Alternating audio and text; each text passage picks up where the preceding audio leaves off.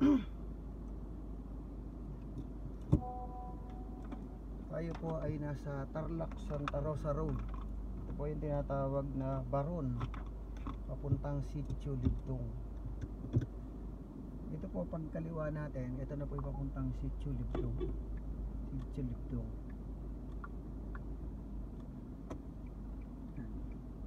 Nakaliwa po tayo rito.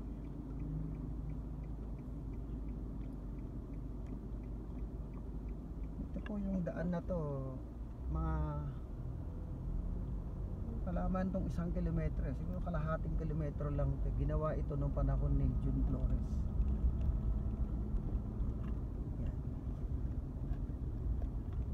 Pero nung araw tinabunan na to lahat hanggang doon sa may malapit sa Sinaculo, yung Semana Santa. Tapos yung itinabon, tinanggal uli, tinakot uli ba to. Ngayon ito naman to.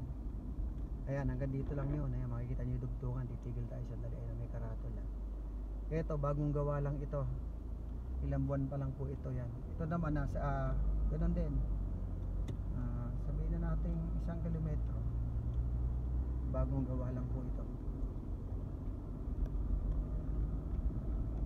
Ito po, ito ginawa na to. Ito ngayong panahon na ni bagong kapitan natin. So yung daan po na gawing kanan, yung mababa, yan yung original na daan dati. Ngayon nagkaroon ng usapin dyan, tinayo na rito ngayon, nag-adjust na. So parang gagawin yatang subdivision tong kabila. Kaya yan, may mga lote-lote na siya. So matatanaw nyo rito, ayan ngayon yung mga bahay halos dumikit din sa daan. Kasi dati harapan lang nila to. Ayun, dumikit na sa kanila. Ayun o, nasa tabi na, halos poste na ng bahay yan. Yan, hanggang dyan lang po sa may nakikita kayong parang karatol na yan. Pagliko dyan, hanggang dyan lang po yung project. Siya na po yung project na yan. So resort po pala to. Yan o, yan, hanggang dyan lang po yung project na yan. Yan, may maliit na simento ron papasok doon, nasa 10 meter. Tapos dito liliko gawing kanan. Ayan, nasa mga, ito naman 20 meter.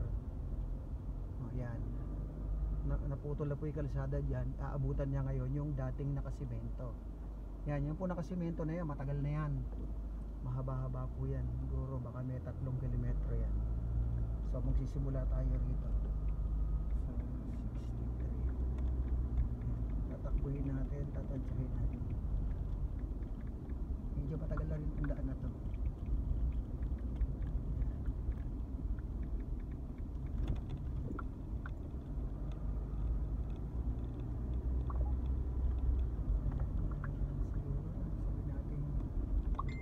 Doon sa dugtungan, mga kalahating kilometro doon. Tapos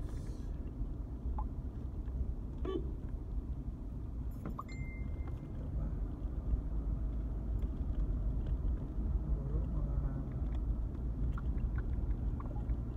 another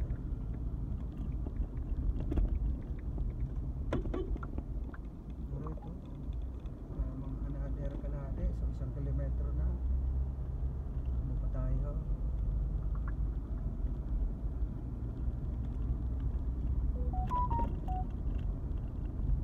Matagal na tandaan na to na gawa. Siguro nga mga 3 kilometro to eh. So another kalahati. So 1.5 na.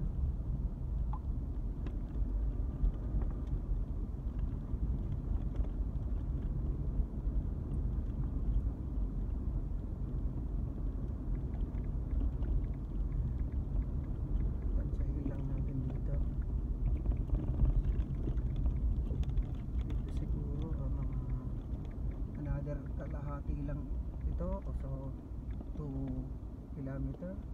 Teka lang, meron po tayo nakikitang tarpaulin dito. Ito, may nakalagay na tarpaulin. Nakalagay dyan for 48 million na Tarlac sa Jam Builders.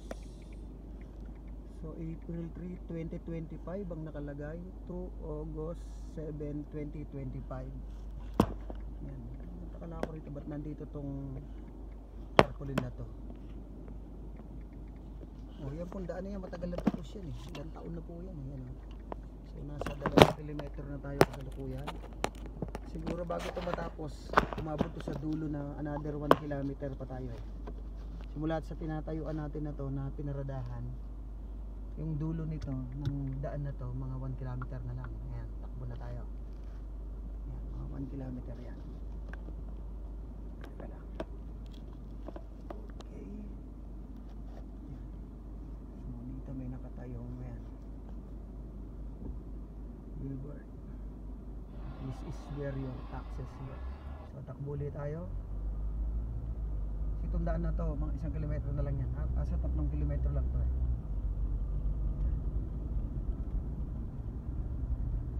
Kaya lang, bakit kaya mayroong billboard doon? Gigibain kaya itong daan na to at papalitan. Pero sayang naman kung gigibain to. Dapat gawin na lang yung walang semento ron. Kasi meron ditong hindi nakasemento eh, nasa 1 kilometro yun eh.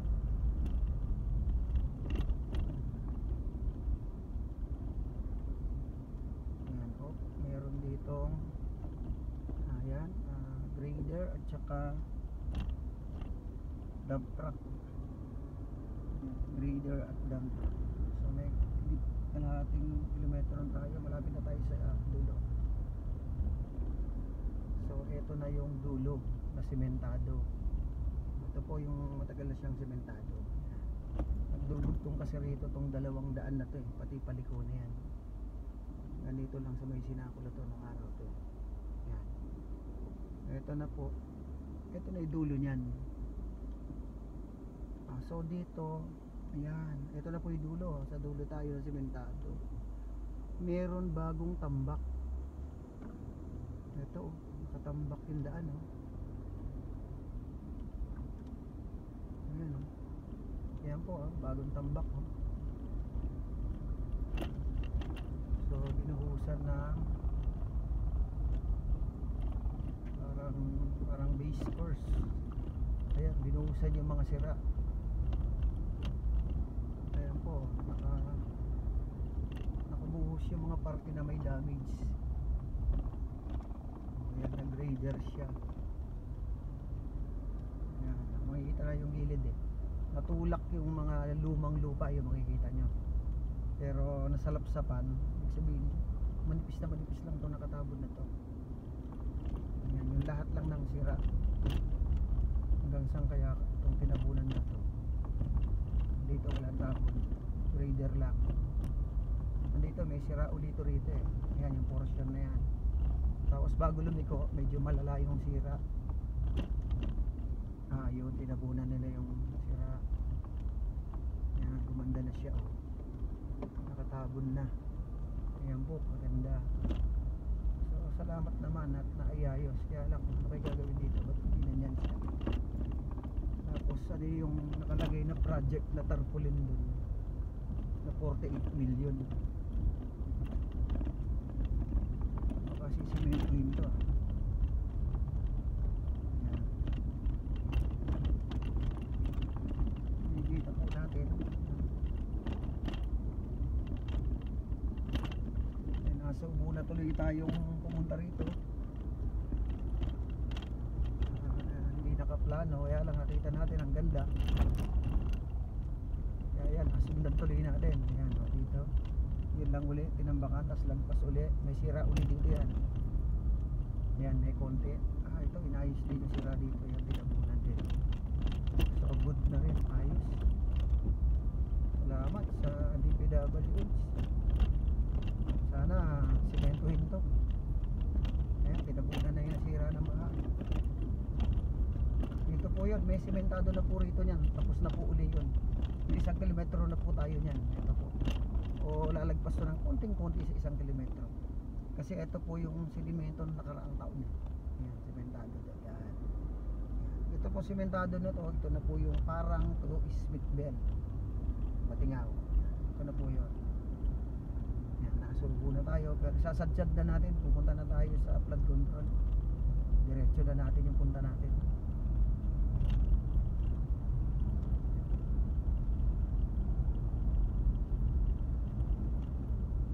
Itong daan na to, di pa tapos bitak na eh. Ang kagagawa pa lang, mga wala pa isang buwan, crack na talaga siya. Pero ganun pa man, salamat pa rin, at least na simento. Yan. Ayan, crack na yan siya yan. So umabot tuloy tayo dito sa Batinghaw.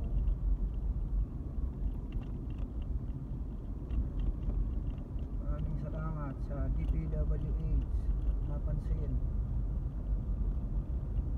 Yun, ito na po yung flood control. Tayo po mukhang matutuloy pa, akyat na tayo. So hanggang dito na lamang po yung video natin, mahaba na.